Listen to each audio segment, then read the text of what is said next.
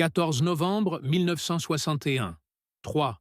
47 du matin, un appartement exigu au troisième étage d'un immeuble grisâtre de Prenzlauer Berg, Berlin-Est, où l'air confiné porte l'odeur âcre du tabac froid et du plâtre humide qui suinte des murs.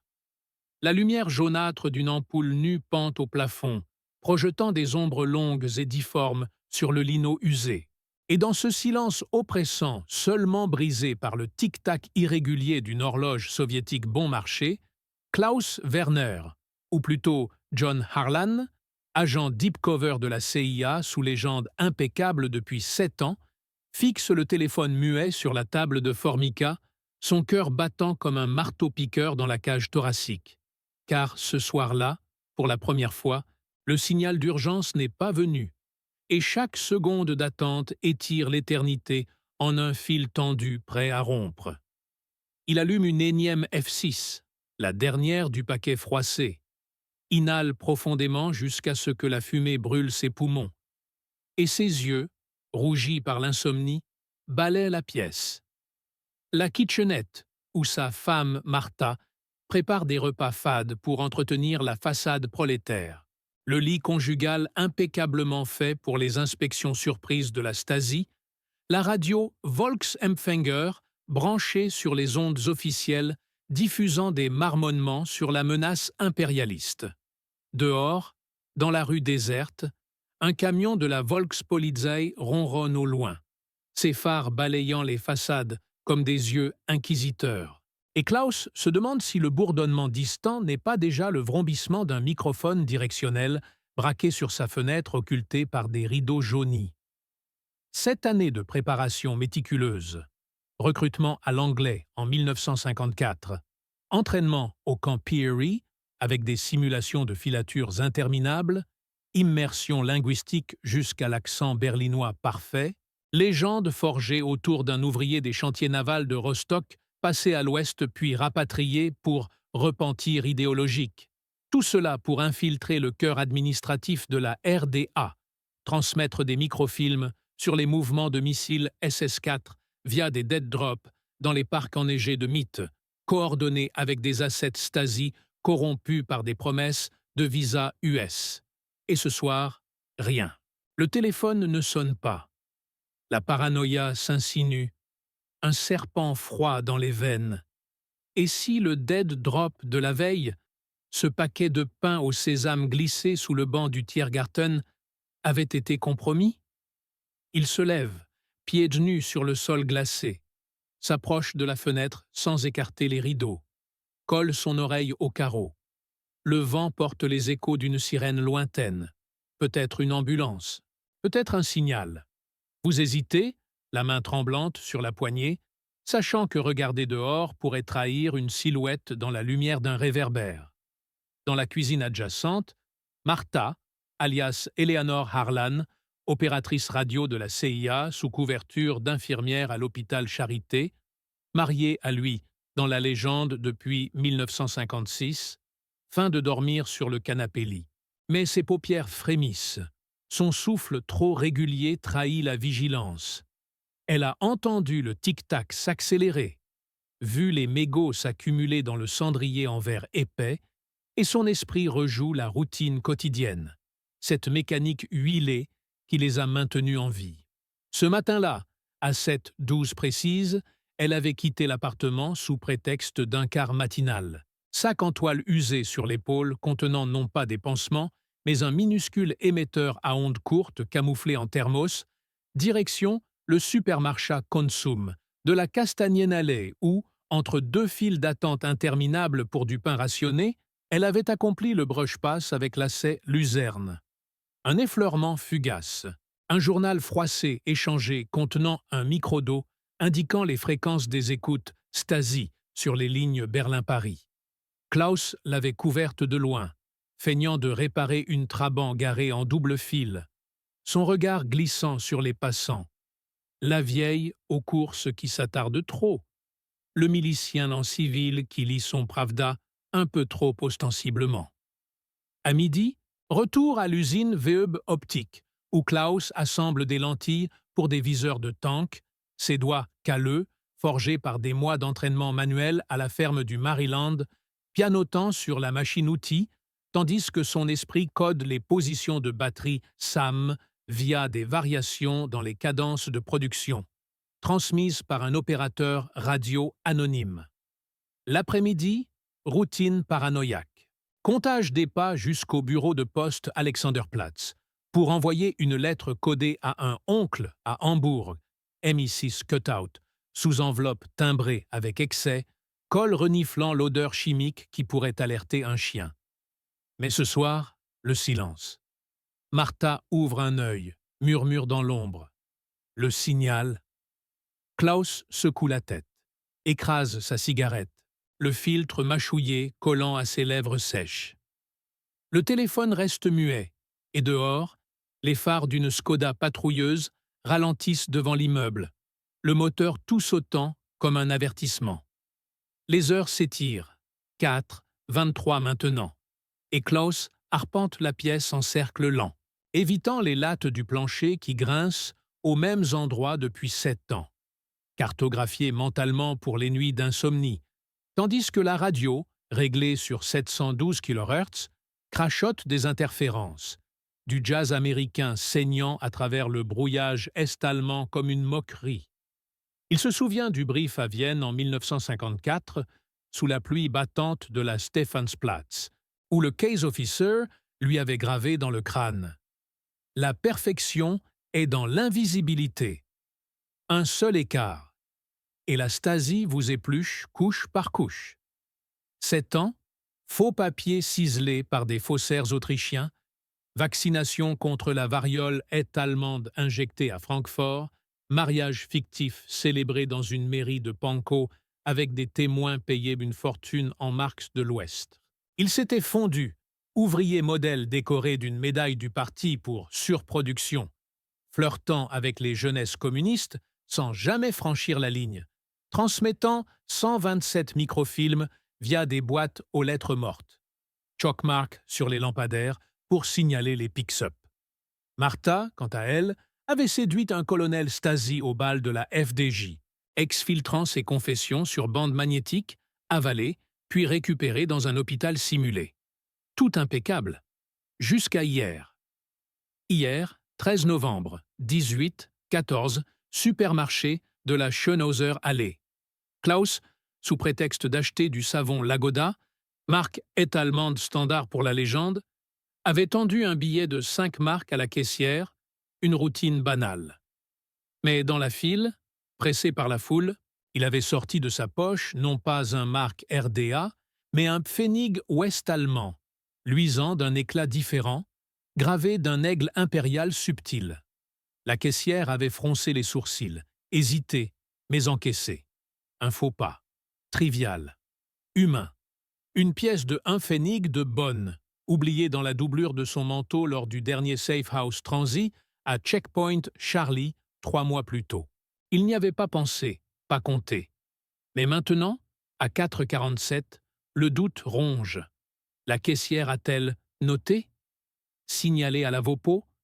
Les micros dans les murs, installés lors de la rénovation de 1958, captent-ils son souffle accéléré? Dehors, la Skoda s'éloigne. Mais le silence qui suit est pire.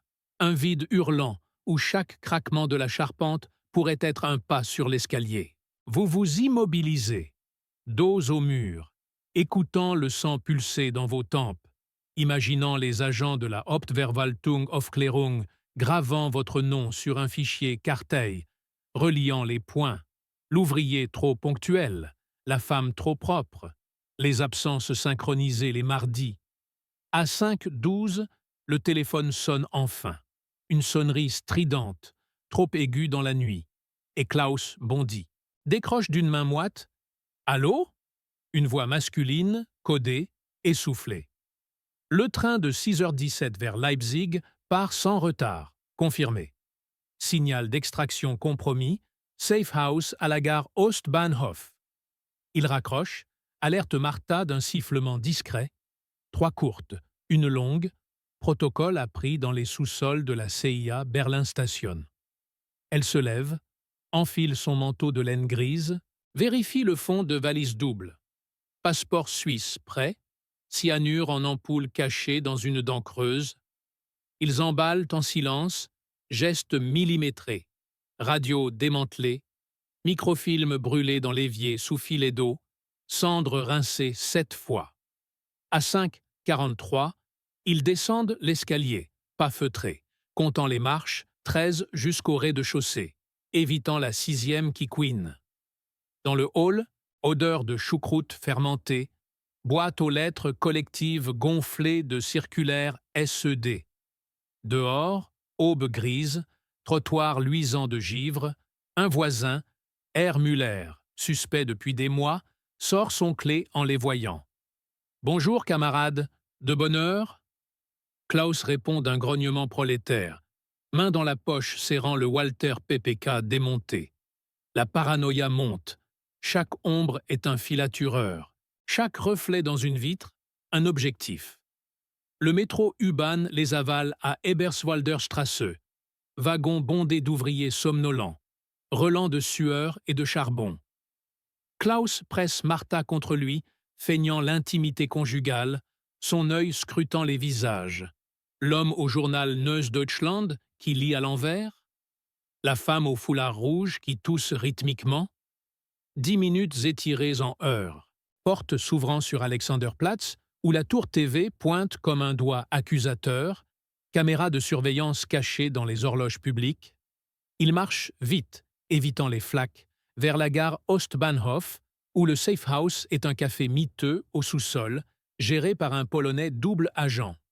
À 6h09, ils y entrent, cloche tintant sinistrement, odeur de café ersatz et de bière éventée. Le tenancier, Jerzy, hoche la tête, les guide vers l'arrière-salle aux murs tapissés de papier peint défraîchi, où une trappe mène à un tunnel vers la voie 3.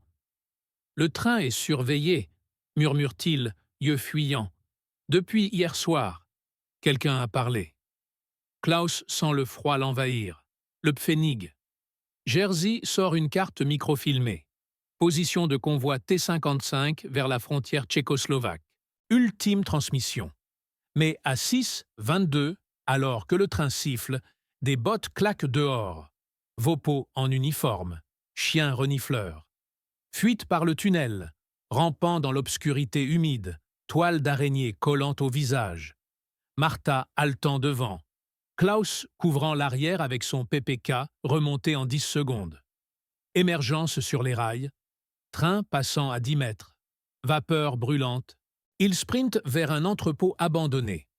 À 7h14, caché dans les caisses pourries de l'entrepôt, radio portative branchée sur la fréquence CIA Berlin, statique interminable, puis voix chuchotée de la station. Opération fantôme ruinée. Pfennig signalé à Stasi par caissière loyale. Exfil urgent via tunnel 17. Ruiné. Le mot cogne comme un poing. 7 ans anéantis par une pièce de monnaie. Klaus encode la réponse, doigt tremblant sur la molette. Confirmé tunnel 17, 20h. Mais la paranoïa explose. Jerzy vendu? La caissière n'était qu'un déclencheur. Les routines cumulées, un appel trop long en 1959, une promenade trop régulière les dimanches, ont tissé la toile. Martha pleure en silence. Première fissure. Les enfants à l'anglais. Ils ne nous reverront pas. Pas d'enfants, mais la légende en incluait 2, morts fictifs pour justifier le deuil prolétaire. À midi, filature confirmée, camionnette beige stationnée à 200 mètres, antenne radio pliante. Il bouge, safe house suivant, appartement d'une veuve assée à Friedrichshain, escalier sentant le moisi, porte codée par 3 coups espacés. Là, attente, horloge murale, tic-tac, fluorescent bourdonnant au plafond comme un essaim, cigarette cara consumée jusqu'au filtre, cendres tombant en flocons gris. Chaque heure, scan des fréquences, interférences, Stasi, code, Achtung, opérative Werner observée. La nuit tombe à 16h47 et le tunnel 17, creusé par la CIA sous le mur naissant, 300 mètres de béton froid et de câbles effrités, les attend. Traversée infernale. Rampant ventre au sol, lampes torches éteintes pour éviter les détecteurs de chaleur, Martha en tête avec la carte, Klaus sentant l'odeur de terre humide et de peur. À mi-chemin, craquement, patrouille frontalière au-dessus, bottes piétinant le sol, chiens aboyants. Silence forcé, cœur suspendu, sueur coulant dans les yeux pendant 20 minutes qui durent une vie. Émergence de l'autre côté, Ouest Berlin, 20-32, dans un garage de Kreuzberg puant l'huile et la liberté suspecte. Voiture US Army les cueille. Montez vite, direction Tempelhof, avion pour Bonn. Mais au décollage, 21-17, Klaus regarde en arrière. Berlin-Est scintille sous les projecteurs du mur, et il sait que la Stasi démonte déjà leur appartement, lit leurs lettres codées, interroge la caissière. Une civile anonyme promue héroïne du parti. À Bonn, débriefing interminable dans une villa CIA anonyme, 23, 45, case officer au visage de pierre, magnétophone tournant. Le Pfennig, Harlan, une erreur humaine. Des années de prep, 127 transmissions. Network de 14 à 7, tout cramé. Klaus craque, voix rauque. J'ai compté chaque pas, chaque mot. C'était rien. Mais rien n'est tout. La caissière, Frau Helga Schulz, 52 ans, mère de 3, fidèle SED depuis 1946, avait rapporté le symbole fasciste à la Vopo. Filature lancée en 48 heures, recoupement avec anomalie passée, un timbre ouest sur une lettre en 1960, une montre suisse aperçue en 1957. Interrogatoire de Jersey. Il avoue sous torture, nomme d'autres. Le réseau s'effondre. A7 Luzerne. Arrêté à Dresde, microfilm saisi. Colonel Stasi suicidé dans sa cellule. Veuve de Friedrichshain disparue, probablement Colima Bound. Des mois plus tard, l'anglais, juin 1962, Klaus, renommé pour la énième fois, vit dans un appartement anonyme de Fairfax, Virginia, sous surveillance FBI pour décontamination psychologique. Les nuits, il fixe le téléphone muet, attendant un appel qui ne vient pas. Fluorescent du bureau bourdonne, cigarette Winston consumée jusqu'au filtre. Martha, rapatriée séparément, divorcée dans la réalité pour couper les liens. La paranoïa persiste. Est-ce un livreur FedEx ou un wetwork KGB? Chaque tic-tac d'horloge ravive le Pfennig luisant sous les néons du consume. Une erreur humaine, suffisante pour détruire une couverture parfaite. Et dans le silence de l'appartement climatisé, loin du mur, il entend encore les bottes claquer dans l'escalier de Prenzlauer Berg, éternel, inévitable. Mais l'après-coup s'étend. En RDA, Frau Schulz, décorée de l'Ordre du mérite patriotique, son témoignage amplifié dans la Neues Deutschland. Vigilance prolétarienne contre les espions yankees. Klaus lit les coupures microfilmées fournies par la CIA pour thérapie. À Moscou, KGB jubile, Yuri Andropov notant dans ses mémos K. Werner démontre efficacité contre Deep Cover. Intensifier surveillance civile. Aux US, enquête interne, 3 officiers rétrogradés pour faille dans la légende monétaire. Klaus arpente les couloirs de la Langley Cafeteria, évitant les regards, sentant les micros invisibles. Une nuit, 2, 13 avant même, fluorescent bourdonnant, il compose un numéro bloqué. Silence, puis clic. Qui? Voix familière. Stasi? Non. Déconnexion.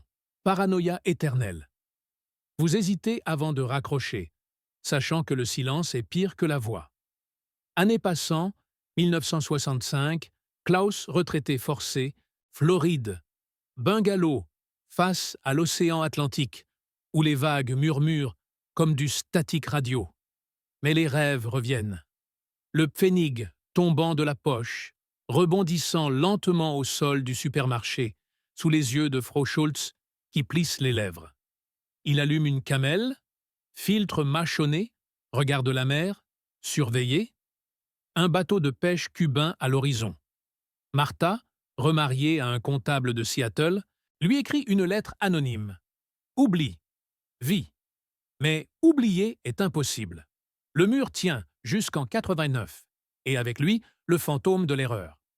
En 1971, défection d'un Stasi à Bonn révèle le réseau Werner avait failli exposer les plans Luna soviétiques.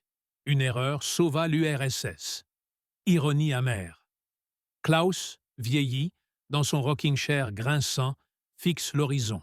Chaque coucher de soleil porte l'odeur de boiled cabbage et de peur. L'interrogation finale n'est pas dans une salle au mur vert de Normannenstrasse, mais dans ce silence océanique où le tic-tac des vagues compte les pas vers l'inévitable. Et encore, l'expansion, routine brisée. À Berlin-Est, post-arrestation, perquisition, voisins interrogés pendant 72 heures, lampes aveuglantes, café froid. Hermuller avoue avoir soupçonné l'accent trop pur. La veuve à 7, Frau Kessler, 68 ans, brisée au Luftschloss Hohenschönhausen. J'ai aidé par haine du parti, puis silence, transporté en train scellé vers Vorkuta, où le permafrost gèle ses regrets. Ascète secondaire, luzerne pendue après show trial, corps exposé sur Alexanderplatz 3 jours. Conséquences en cascade. CIA Berlin Station purgée, 3 diplomates expulsés. MI6 Cutout à Hambourg, arrêté, échangé à Glienicke Bridge en 1963. Klaus, depuis son exil doré, reçoit des rapports fragmentés. Votre Pfennig a coûté 22 vies. Guilt ronge, morale compromise absolue. Nuit d'insomnie. Typewrite imaginaire cliquetant des confessions non envoyées.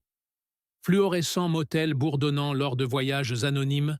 Radio AM saignant du rock US comme un écho moqueur.